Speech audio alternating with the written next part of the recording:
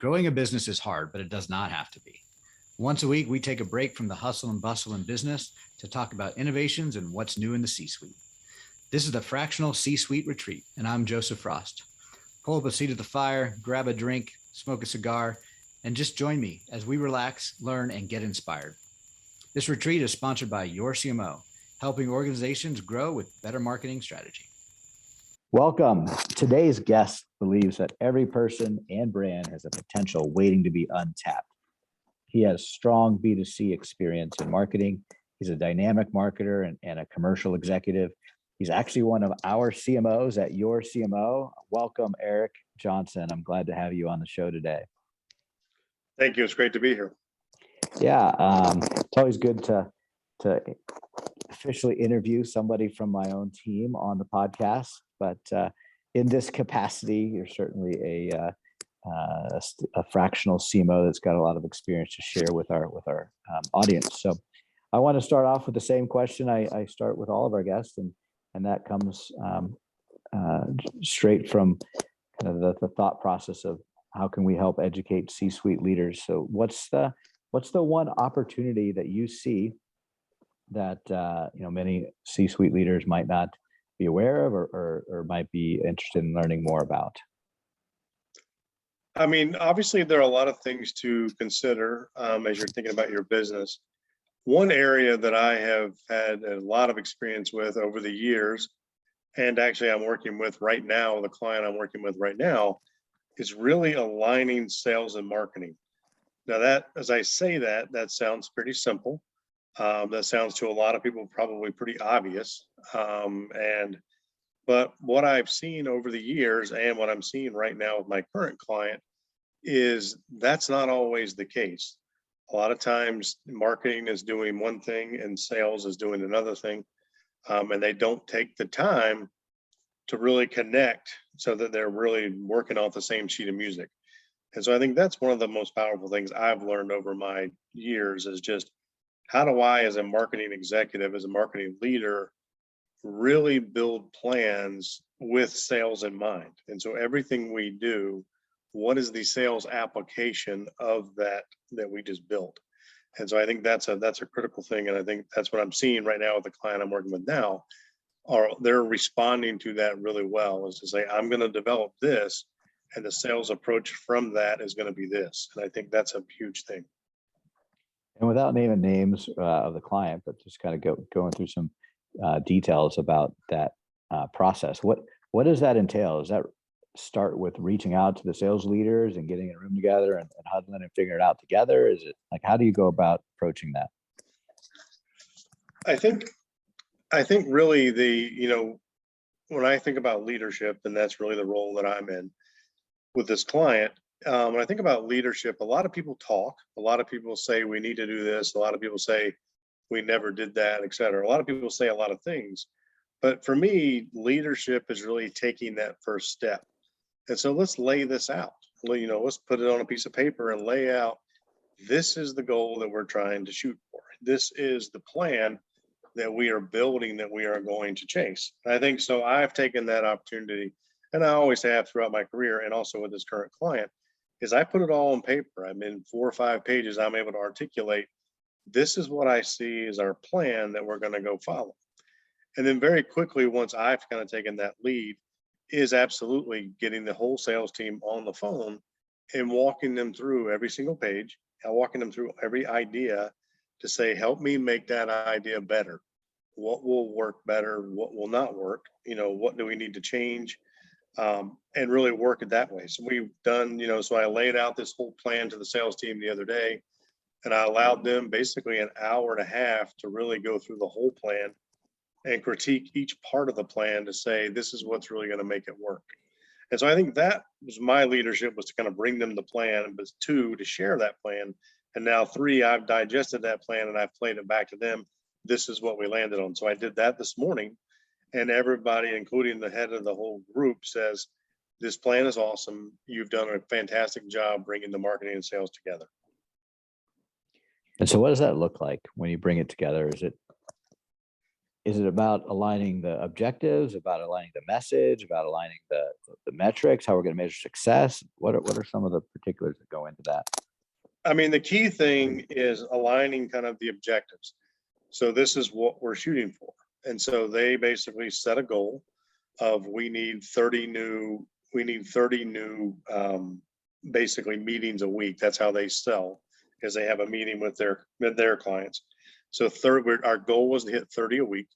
And so we lay that goal out, and then we lay out, here are all the marketing tactics that I'm going to put in place, you know, whether that's going to be social media, whether that's going to be, email, whether that's going to be, different things that we do, how we're going to bring kind of all those, people to the table. And so that's kind of what I'm gunning for, is how am I going to make sure that you hit your sales goal of 30 a week. And so that's really what we laid out. And through that conversation, we basically said, we know these tactics will work, and we believe that we're going to generate the needed, the amount that we need. Great. And then do you get involved in also kind of scripting some of the conversations that happen during the sales meeting and then after sales activity, or is it more just right now the alignment's focused on let's get you conversations? At a high level, I basically help draft, here is the message for the week. So we basically mapped out for 120 days, this is going to be our marketing and our sales approach. And so with the plan that I just reiterated, I mapped out for each one of those months in that 120 days, this is what the sales message needs to be to tie to the message we're going to be having going into the market. And so this month is going to be about get your athletes ready. This month is make sure your athletes are on the field, and basically map it out month by month.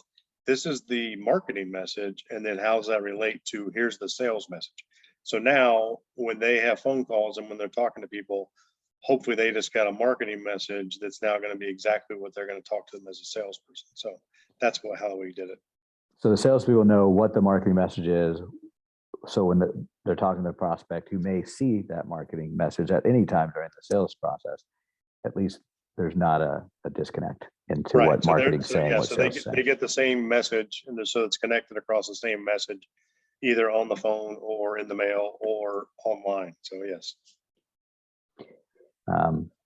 That's terrific. So, just launching, we'll have to follow up with a second podcast to see how it went in 120 days. So you can brag about the results, but right now that alignment has started, and that's the key. Getting both sides to work together, same sides to work together, is the major opportunity for other C-suite leaders to learn from. We got to get that sales and marketing alignment happening earlier in the process. Right. So from a marketing perspective, what are some of the other unique things going on in the industry or going on in the marketplace right now do you think are worth being aware of?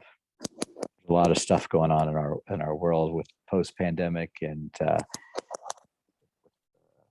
global issues with the war. And are there things that are impacting marketing that in a general sense or even a specific sense that you've been tapping into?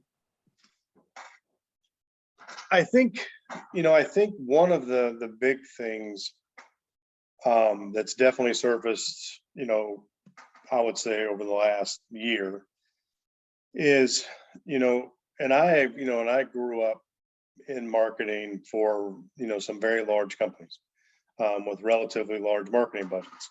And so we were able to tell a pretty big story, and we told a story of hope. We told a story that made you feel good. We told a story that made you laugh. I mean, we were able to tell some pretty big stories to really change the way you feel about us, but also about yourself. And I think as and that was fun. I mean, as a marketer, that there can't be anything more fun than making people laugh. And so I think that's always great. I think what I've seen change, and over the last year is we've got a lot more things going on in the world that are not positive. they're not hopeful. They're not, they're not uplifting. They're not funny. Whether it be, different shootings and things like that happening, the pandemic basically crushed us all, putting us in our house and things like that, and so I think, and now, and depending on whether you care or not, the stock market is down for the last year and a half, and so if you care about that and you see that, that's also a little bit disheartening. So I think one of the things I've seen from a marketing standpoint is, although all those things I said earlier are definitely still positive things about marketing, I think marketing today has got to be a lot more transparent, a lot more honest, and I think you've got to be, you're not really selling the dream. I think you're really selling the, I understand you, I know what you're going through, we're going to get through this together. And so I think it's a lot more transparent. It's a lot more, down to earth kind of a message than probably it was 10 years ago or even 5 years ago. And so I think that's a big thing. I think right now, from a marketing standpoint, it's that search for authenticity that's probably never been higher. Mm-hmm. That makes sense? Absolutely. And it is, people are more responsive to authenticity always, I think, more than a sales message. But especially now, after what everybody's been through, like let's be real, let's get real is on everybody's mind. And do you see that as a primary message, a primary role of the marketing group is to craft that authentic story for everybody in the organization to be aware of and to be telling at any point in their interaction with the customer? I think it's critical. That's why I think on every level as a company, as we go into the market, I think we have to tell that an authentic story about who our business is. And that's going to happen from a marketing message standpoint. We got to have salespeople kind of telling that same authentic message. And even in roles like, investor relations and things like that, this isn't about, we're going to hit this big target and all these great ideas. It's more about, what is our authentic, we're going to hit the growth that we believe is possible. It's a much more authentic message across the board. So anyway. So I know one of the challenges that many people are having right now is hiring and retaining team members at all levels of the organization. How can marketing play a role in helping an organization with its recruiting and retention efforts? Well, I think marketing at the end of the day has got to be the ones that tell the story. And that story needs to be broader than just a marketing story. I think that needs to be the story of the company. So what does this company believe in? What does this company live by? What are the goals and objectives that this company is going to, talk about? And then how do you as an individual fit into that? And I think companies have got to do a much better job of telling their story. And this is what we believe in. This is how we're going to make the world a better place. And then if you work here, this is how you fit into that. And this is how you personally can benefit from that, but also, really let your voice sing in what we're trying to do. And so I think that's a big thing right now, is companies have got to take a bigger role in having a bigger message, but then they also have to enroll their employees in that message and how they fit. Yeah, I think it's a big opportunity for the marketing department to help out with that big need that companies have right now from a you look at standpoint. Yeah, you look at some companies. If you look at a lot of companies right now, because of everything that's kind of gone wrong, whether it be supply chain things, whether it be pricing, all the things that we're dealing with right now, a lot of companies have kind of taken a step back. And so instead of saying anything, they've basically gone the other way. I'm going to be quiet. I'm going to shut up. I'm not going to say anything. I'm not going to, so they're really not representing themselves. And so I think that's a big piece. And so if you've got a company that's not telling its story and really trying to uplift the world as an employee, you're like, do I want to be part of that? I want to be part of somebody that's really making changes in the world. So I think that's part of it. Yeah. I think I saw a a graph the other day about the Great Resignation, and it had rates of resignation by age group, which I thought was interesting, because I initially look at it as a younger problem. Like, you got kids out of college that are moving around and switching jobs, but actually the largest increase in resignations was at the like 50 to 60, the older age groups. And I look at that as, I don't know if it was exactly 50 or 60, but it was the highest age group on the graph, which would mean more senior people typically. I think you would think about that, senior in the management. And that dovetails right into like what we do as fractional executives. And we're in that class of age, senior experience. And so I was surprised at how many people at that age group are actually resigning and going out on the, and doing something different. Now, I don't know if they're getting rehired for another full-time opportunity, or if they're doing what I see a lot of our team members do, which is go out on the fractional space and become consultants and build practices. You're, relatively new into the fractional space, going from full-time to fractional. What do you see as that trend? Is it going to continue to grow? Are people looking for this as a career path? And then what does that mean for C-suites and opportunities to bring in people differently rather than full-time in a fractional capacity? What is your take? My take is I think it's going to continue. And I think it's on two levels. I think one, on the employee level, when you hit that certain age, as you laid out, I've done a lot, I've seen a lot, I've got a lot of experience that I've developed over 20, 25, 30 years. Now I would love to be able to use that experience and really help other people who really need it. Like my current company, I've been here for a while, might not see everything I can do. They might not appreciate everything I can do. And so I can actually go out working with new companies who actually will see the value that I bring immediately. And I can really kind of operate at a much higher level. I think from the company's perspective is, I think you've got a lot of companies, and I've worked for a couple of them, where you have a lot of the senior leadership there. That senior leadership has been there for a while.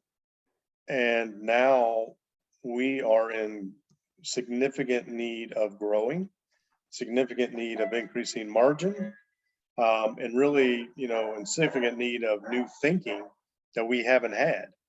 And so I think from a company standpoint is, how do I go out from a fractional perspective and bring in some new thinking, in a fractional way. So I'm not making a 10-year commitment to you, but I'm making a fractional commitment to, I need you to really jumpstart my business, or to really think about things differently than we've been thinking about them. And so I think that's going to be the power from the company's perspective. And what do you think the companies that haven't embraced fractional work or in this manner, what would you say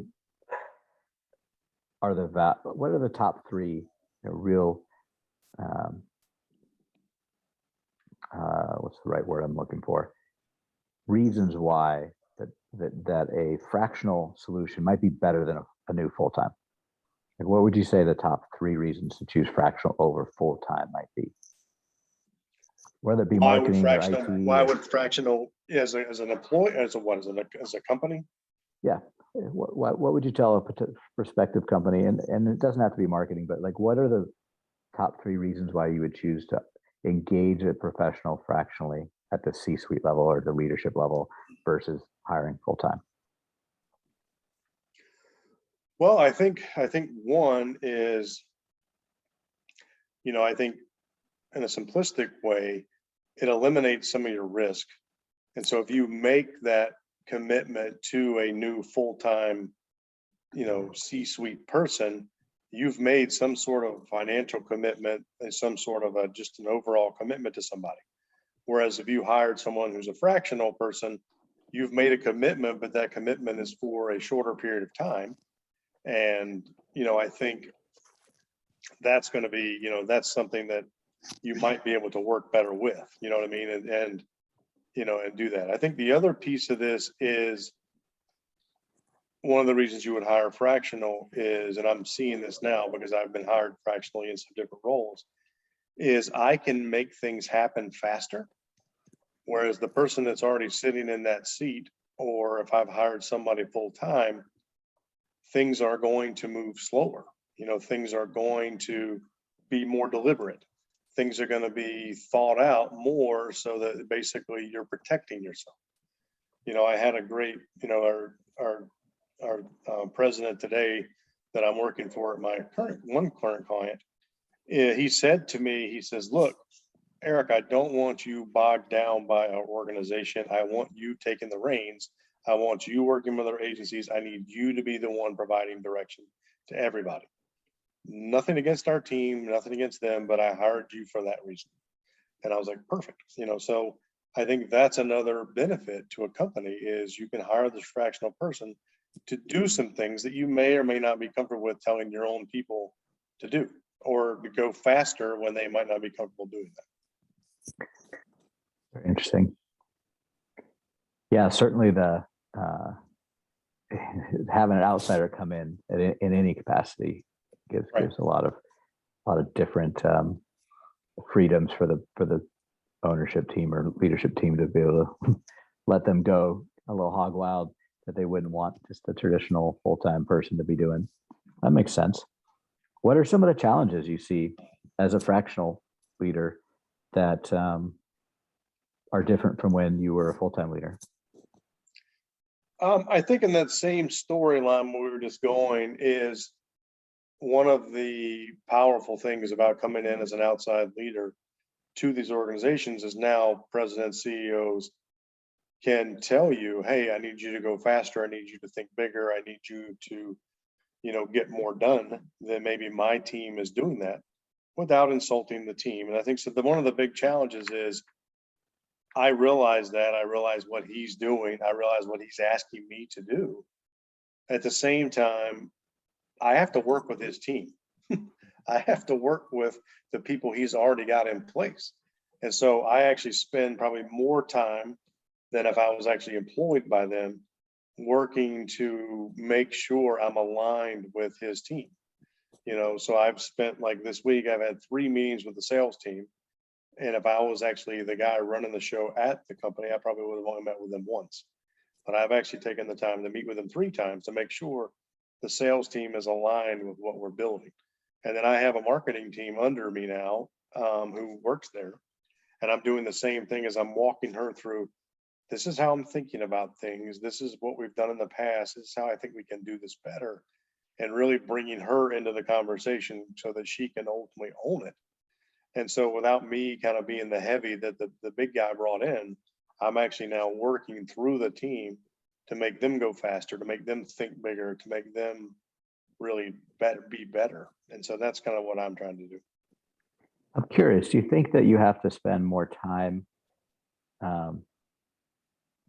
because there's a trust gap because you're not full-time, that the team members needed more time with you to trust you, to work more collaboratively with you? Or do you think it's because you're hybrid in a way, it takes more time to get the same amount of stuff done than if you would have been there in person? I think I view it as a trust gap, Mm-hmm. And potentially a trust gap, and so I'm trying to avoid that. But I think that's, they know you're being brought in by the boss. And you can only assume that if they're bringing in this guy to do this work, what I'm doing is not good enough, right? And then we obviously never have that conversation. And I don't want to have that conversation, but that's the trust I'm trying to overcome, is to make sure they realize I'm just there to help you. I'm not here to take your job. I'm not here to replace the work you're doing. All I'm here to do is to help, I'm really to help make you, perform better, and to help your performance. And so this is nothing about me taking your job or anything like that. This is all I'm here to do, is to help the company be stronger. And if you were there full-time, there would still be that trust gap. Do you think it'd be different because it was a full-time commitment, full-time role, there would be some like accepted or assumed trust that came with that, or it's a new idea that I hadn't really fleshed out. I'm just curious what your thoughts are on it. I mean, in any role, and I've been, when I've been working in large companies for a long time. I think in general, large companies or even mid-sized companies, just any size companies, anytime someone new comes into any situation, there's always going to be a trust gap. What's his angle? What does he really want? What does he think of me? Why is he here? I mean, doesn't matter if you're full-time or what. I think you always are having to, overcome sounds like a big word, but you are overcoming a trust gap. And the only way I think you can do that is to really clearly demonstrate, I'm not here to take over the work. I'm not here to do it my way. I'm here to make this team better. And I'm here to make you better. And so that's it. And I think that's something, I know that sounds really simplistic, but I think that's something I've always just focused on. Because I've come into, I've been appointed by other CEOs and presidents when I was at full-time companies, and they say, Eric, you're the only one that can get this done. I need you to come in and lead it. Okay, fine. But someone's leading it now. And he goes, yes, I know that. So, but at the same time, I'm coming in to basically do that better. And so it's the same thing. I think so whether I'm fractional or whether I'm full-time, I think you're always kind of, overcoming a trust gap sounds negative, but that's sort of what you're doing. You're building trust with the team. But Yeah. at the same token, what I heard you say at the beginning is there's a little extra energy and effort as a fractional than as it would be as a full-time. And is that because there's more gap to overcome because you're not a new full-time player, you're a potential part-time, short-term critic, if you will? Or is it just because of logistically you're not able to spend as much time, so it's got to be much more intentionally determined? Well, I think it has a couple different factors. I think one factor is you're truly coming in as an outsider. And so you didn't grow up in the organization. You didn't come from a different department. You didn't come from another part of the company. You're truly coming in as an outsider. So I think that's one gap that you've got to overcome is like, this guy doesn't know anything about our business at all. Mm-hmm. And so you're kind of overcoming kind of your knowledge gap of like, okay, I know what this company does and I know how this company can operate. So I think that's the first one. I think the other piece of it is obviously you're coming in as an outsider and people are like, well, why couldn't we solve this inside? Why couldn't we solve this internally? And so there's always going to be that gap of like, why do they have to bring in somebody from the outside to do this work? And so I think that's the other part of it. So I think it's a multi-dimensional, thing you're overcoming. And a lot of it is really just, it's less about making sure you've got all the boxes checked. And it's as much about learning. So I have to learn this company quickly. I've had to learn my latest client. I had to basically learn the whole client in like 3 days. I only had 3 days to learn it because I had to present something the end of the first week. And so I don't have 3 months to kind of dig in and go meet with everybody and spend the time to learn the company. I got to learn it quick, so anyway, so that's another piece. Yeah, that's a big piece. You got to learn fast. And you kind of have to focus on the most important things in order to learn fast. You can't learn all the nitty gritty, but you got to learn the 20% that gets you 80% of the way there. What are some of the other nuances of working as a fractional versus full-time? I think one of the other nuances has been a good one for me working in a fractional space is obviously I'm bringing in a wealth of experience. You know what I mean? So I've worked a lot with consumer products over the years. I did a little bit of B2B work when I used to work in pharmaceuticals years ago. I had kind of a B2B role at a large packaging company. And so I had to basically work for that company, really supporting other industries. And so, so having to really take on a B2B role to how do I help other companies become better using our services. And so I've been able to I'm lucky that I've been able to kind of work on a broad array of different clients.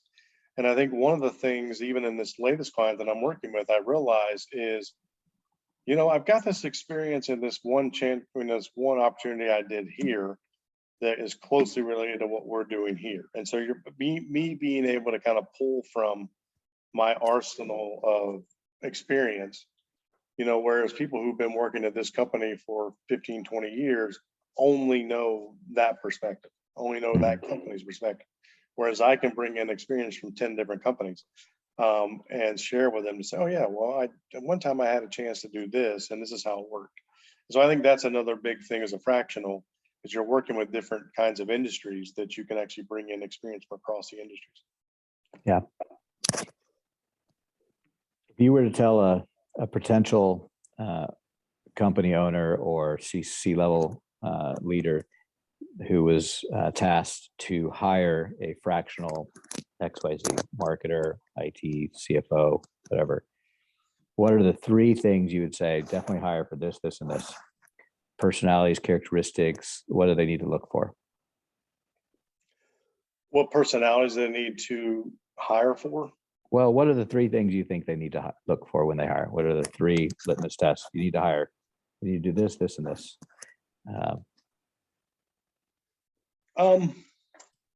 I think if I was looking to hire, I think the first thing I want this person to be able to demonstrate is that they have a growth mode point of view. How are we going to grow? How are we going to change so that we can grow? And so having a growth perspective is always first. I think the second one is I need someone, who's going to go beyond talking about issues and jump right in. I need somebody to really tackle the problems head on, without dancing around the edges of the problem, but let's dive in and really tackle that problem head on and really understand what's holding us back. What do we need to do? What are the obstacles we need to overcome? But a lot of people have a hard time just jumping right in and diving on the problem. And so I think that's the second thing. I think the third one is you've got to have a really strong rhythm about how you're working with the organization and how you're bringing forward kind of your MO as to how we're going to win. And so I think it's kind of bringing in your own personal MO of here's how we're going to win, here's how we're going to do things, but doing that in a way that actually makes the team stronger and not, against the team or alienating the team. So I think that's the third piece, is you got to be able to really be clear about what you're doing, but also bring the team along with you. So those are the three things I would say. Those are great. So somebody with a growth mindset, somebody or perspective, somebody that's going to jump in, tackle the problem head on, figure things out, get to work. And then somebody who's bringing kind of a proven process that can be integrated with the client's proven process and collaborative, not just a my way or the highway approach. Right. No, I think that's right. I think those are the three things for me. How important is a cultural fit with the organization? I think it really helps. I would say that it's completely critical. But I've worked in some organizations where I wasn't a perfect fit, that I was able to make positive things happen. But at the same time, the places where it was a very strong fit with the way I believe, the way I, behaved, etc., it was a hell of a lot easier. It was a lot easier. It was a lot easier, and it was a lot more fun, to know that you're in lockstep with the leadership of the company. And so you're not, I'm not worrying about my words. I'm not kind of running upstream. I'm not doing any of those things. It's downstream. It's how fast can you go? How much growth can we unlock? So you're aligned with that leadership that way. It's just a lot more fun and a lot easier. Yeah, I hear that a lot from other fractionals. It's a full-time issue as well. There needs to be a culture fit. Everybody's much stronger when there is a fit, and it works best if you can flush that out early on in the engagement, before the engagement, ideally. if that fits there or not. Well, let's shift gears just quickly, just to leadership in general. It's a topic that I'm exploring and trying to understand from different viewpoints, different leaders. What do you think are, what's the, how would you describe the main priority of a leader? Like, what is a leader supposed to do? What's the role of a leader? I mean, for me, in simple terms, it's about leadership is about engaging a team and engaging that team to build a plan that's going to make us more successful. Whether that's growth, whether that's margin, however you define success, a leader is able to engage a team and bring that team into an agreement as that this is how we're going to lead the company into growth. And I think for me, that's the essence of leadership, is how can you take the team and really build a plan for action and growth. So anyway. And what are some of the characteristics of a good leader? I think what we talked about earlier, one of the essences is finding that leader who will really take things head on, and really kind of go after, here is the issue, here's the opportunity, here's what's holding us back, or here's what can allow us to grow. And really, what would you call that? Like, is that what describes that? What word would you use or phrase? I mean, for me, it's like, what is the true north of this company? And how do we achieve that? Versus what we're doing today or what we're thinking about now. Is like, how do we really define? So is it vision? Like, a leader has vision? Or I think a leader has vision for what we could be, and vision for what we need, vision for how we could get there. And I think that's the key thing, is like, what's the destination and how are we going to get there? And so a leader is able to kind of tie those 2 points together very quickly. And then secondarily, engage an organization in a way that makes it feel like it's their plan. So he brings the idea, he brings forward the framework, but he engages the organization in a way that allows them to build it out. And so that then ultimately they own it. And so a great leader is basically able to build an aligned plan for growth. If you think of some of the leaders that you've been around that meet that kind of those characteristics that you think make them great, what are some other words you'd use to describe those leaders?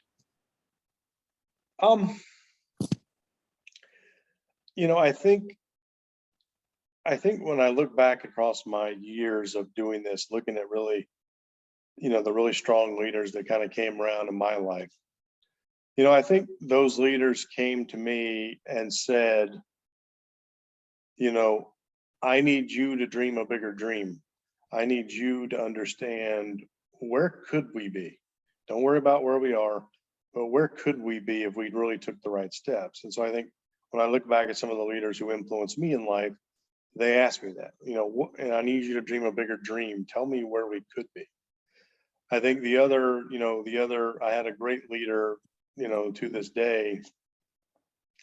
He sat me down in his office and he says, Eric, I've chosen you to take on the role as you're taking on because you've proven to me, among all the people in your group, you're able to get things done quicker, you're able to make things happen, and you're able to move teams.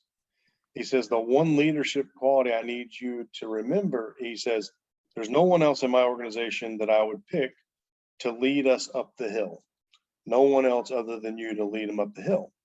But what I need you to realize as a leader is, when you get to the top of the hill, when you look back, did you bring the team with you? Or are you there by yourself? And so that was his way of saying, is like, Eric, you're 3 steps ahead of everybody, but you got to make sure you're leading a team. You got to make sure your team gets to the top of the hill with you. So if you leave everybody at the bottom of the hill and you're on top, you didn't accomplish it. So that was he was a great leader in my mind, as he reminded me of that. It's like, my only power is that I get a team to the top of the hill, not just myself. And so that's always stuck with me, is making sure that I'm focused on the team, and is the team tracking with what we're doing. So I think that's That's another. great. Yeah, I love that. That's a good one. That's a really good one. Yeah, leadership's hard. I mean, there's so many. I ask this question a lot, and I get a lot of different answers. Um, Vision comes up common. You know, a good leader has the ability to establish a vision, share a vision, coax vision from others. I like how you mentioned the leaders that have influenced you have asked you to bring vision, to have a bigger vision, because that's different than them setting the vision for you. They're embracing your ability to create your own vision. Development has come up quite a bit as an answer. Developing your team, developing others around you, and I think that's kind of what you're alluding to. You got to bring the team with you. They got to develop, and they got to go, and they got to grow to get there also. But really, building that teamwork to get everybody to the top of the mountain, like that's kind of a fresh idea that I hadn't heard before. I like it. Yeah, that was a good one. That stuck with me for 20 years. So Yeah. because I do. It's funny when I'm leading a big thing and we're moving at 75 miles an hour and everything is going forward. I always take a chance to look around to make sure there's still people with me. Yeah. I didn't leave them, as ashes in the background. They're actually still with me. So anyway, that's something I still look at. Well, it hits home to me as a visionary leader. I am oftentimes, and other visionaries that I know are oftentimes way ahead of the rest of the team, and there's a lot of positives from that. But then, as you mentioned, you need to stop and just look back and step back sometimes and just make sure everybody's come along with, because it's no fun getting there by yourself, and sometimes you can't get much done there by yourself either. So you need a team with you. That's why they often say leadership is lonely. You know what I mean? That's what they always, I've heard that term and I never understood it, but I can understand it. Like, I'm the only one that understands this. I'm the only one that's, really diving in hard to get this done. And it's like, well, that's your fault as the leader, not bringing people along with you. And so that's why you're alone, is because you created it. So anyway. Well, and that's why I think, probably to your earlier point, that's why you spend that extra time early on with your team, so that they're with you and they understand you. And those extra 2 or 3 meetings that you had with the sales group, or the extra 2 or 3 meetings you have with your marketing leaders underneath you or with you, is so that you're together, and that's building that teamwork, and that's getting them aligned, and that's getting them to the same place with you, ideally, when you get there. Right. That makes sense. Well, that's awesome. Let's switch gears again. What do you like to do for fun?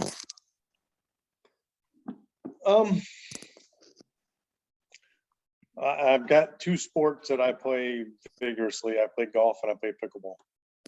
Yeah. Which one do you like more? I don't know. I mean, I love both. I've really become kind of a pickleball junkie. So I'm looking at playing in tournaments and stuff like that. So I'm like, yeah. So I don't know. I love both. My golf game has been really good lately. I've been shooting some of my lowest scores ever. Problem is, my handicap's going the wrong way. I can't have a lower handicap. That doesn't make me competitive. Yep. And I've been no one playing wants you as a partner. I've been playing really good golf, but I love pickleball. Yeah, pickleball is something I picked up a few years ago at the little camp, summer camp. We always go, not a camp, but a summer location we go to with my wife's family. There's like 30, 40 of us that get there every year. And they had this pickleball court out there, a couple of them, and we just started playing for fun. And I had never played before. And it's a fun game. It is, you can play it at any level. Like, you don't have to be super athletic to enjoy a game of pickleball, but if you are, it's a little more fun. But it's a good game. Yeah, no, I play 3 days a week on the dime. So I was at a pickleball tournament a couple years ago. I came back from this summer vacation and was talking about pickleball with a buddy of mine, and he's like, "Well, let's go play at this tournament that's going on at the Y." I'm like, okay, that sounds like fun. And then he goes, "So we sign up for beginner, intermediate, experienced. To go, I don't know. We're young enough. Let's just be intermediate. So we signed up as intermediate. Neither of us had played a whole lot. We show up, and I'm in my late 40s, and he's in his mid 30s. So I figure we got a good shot at being competitive. And then I see the people we're playing against, and they're all looking like they're in their late 50s, early 60s. We got this. Those guys and gals just lit us up. I couldn't believe. I'm like, we were bumping into each other, running. We were looking like dazed and confused after the first two games. One of the team members, one of the players on the other team said, do you guys want some lessons before we play the next game? We had no idea what we were doing. We just got chewed up. There's some good players out there at all ages. Oh, it's amazing. There's a guy that plays with us. His name is Bob. He's 65, 66, and he plays 5 days a week.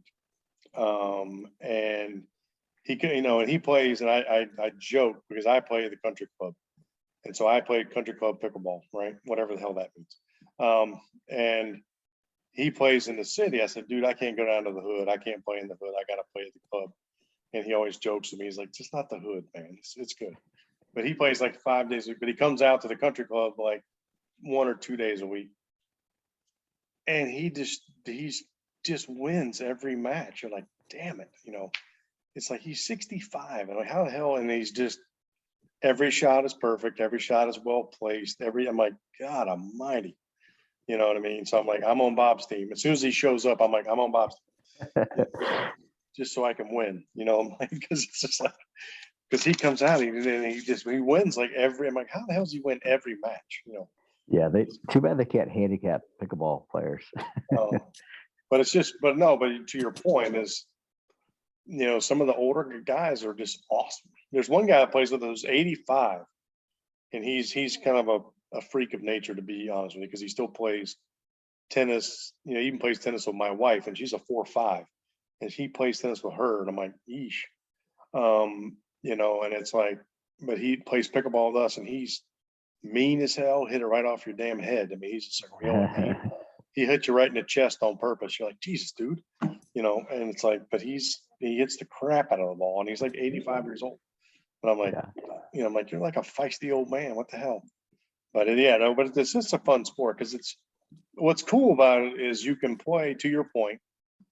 So anyway, but I think it's a cool sport because you can play young, old. Now we got some young guys coming out, like really young, like 17, 18-year-olds coming out and playing with us, and then we get a couple of the college kids come back. When they come back in the summer, they play with us. So now we've got a whole litany of like 17 to 85 playing with us. Yeah. It's fun. It's a good game. And then, it's one of those games you can play for a long time. Like golf is the same way. You can play golf. It's different, but you're always playing at any age and competitive because of your handicaps and because of where you can drive from. As you age, you can still enjoy that game. Pickleball is the same. You can still enjoy pickleball as you're aging. And it's nice for us that are, aging, that we can find sports like that we can enjoy for a long period of time. Yeah. So those are my two things. And I'm kind of a dog lover. We have two cool dogs, and I do spend a lot of time with my dogs. Yeah. Yeah, we've got a new puppy here. So she's a Maltese poodle mix, and she's like a teddy bear that is alive. The cutest little thing. And it's about 9 months old now. We're finally getting her over the potty training. Still has an accent here or there, but man, that I hadn't had a puppy in the house for years. I had forgotten about that stage. It's a lot of work. Getting those dogs ready to be potty trained is not something I want to do again anytime soon. Yeah, we don't have that, but we have, our dogs are funny. Like we have a Brittany, if you know what a Brittany is. Mm-hmm. So he's basically a hunting dog, and he just cracks me up every day because we have a 2-acre yard, and it's got the what do you call it? The mobile fence around the yard, so they can't get out of the yard. But it's 2 acres, and so they can run for their life. They can run for days. And he'll go flying out of the house, and it's just like he's just on the hunt. Like he's sitting there, he's like he's pointing at squirrels. I'm like, you're not going to catch the damn squirrel. He's not going to come out of the tree. And then he goes down, the geese will come off the lake onto the backyard, and him and the other dog will chase the geese. And it's funny, my big dog, our other dog his mom was a golden retriever and his dad was a Polish sheepdog. So he's basically a big hairy lab. And he went down the other day. I watched them. Those two ran after all the geese, and they've had their babies. And he rolled over one of the baby geese. Oh, Like he somehow got behind him and then rolled over one of the geese. And the two mama geese like bowed up on him and like started to attack him. I mean, they were like going after him. oh yeah. After this big 75-pound black dog, these two geese were like bowed up on top of him. I'm like, Jesus Christ. Because he was trying to kill one of their babies. Yeah. So, Here's my little teddy bear. oh geez. She's a doll.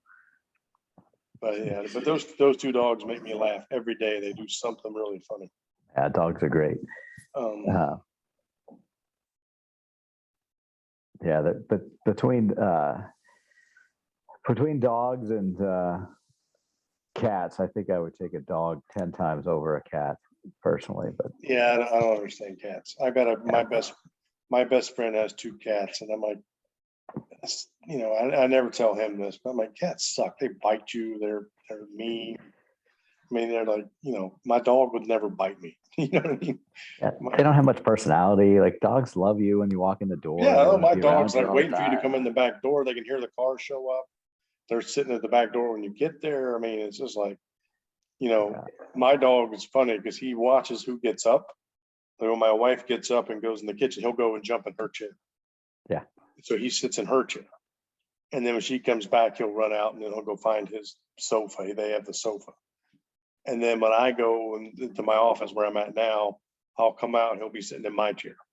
And I'm like, all right, dude, get out of my chair. But it's really funny. He just like wants to be near mom and dad.